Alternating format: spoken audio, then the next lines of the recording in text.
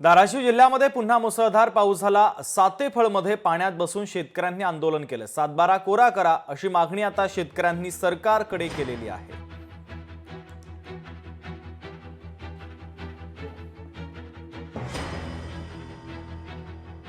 साधारणतः मी इथं पाण्यात 8 वाजल्यापासून बसलेलो आहे। रात्री मुसळधार पाऊस पडला।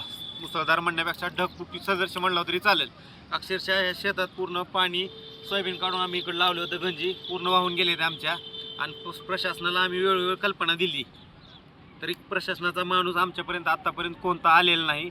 आणि पोलीस आमचे आलेत, पोलीस आता थोडे वेळ झालं, पण त्यांनी आमच्यावर प्रेशर आणण्याचा प्रयत्न केलेला आहे। शासन आम्हाला 8,000 रुपये मदत देतो म्हणले, ते मदत काय आम्हाला पोचली नाही। ते बी आमच्या ऊसातून 15-15 रुपये कपात करून देणार आहेत। तर ते आम्हाला ऊसातून जर 15-15 रुपये कपात जर केले तर आम्हाला राहतंय खाली काय? आम्ही शेतकऱ्याने पीक कर्जानं आधीच आम्ही मरून गेलेलो आहो। आमचा सातबारा कोरा झाला पाहिजे, आम्हाला पीक कर्ज माफ झालं पाहिजे, आम्हाला ही मदत 50,000 मदत मिळाली पाहिजे। लोकशाही मराठी ऐका, पहा, जागरूक रहा।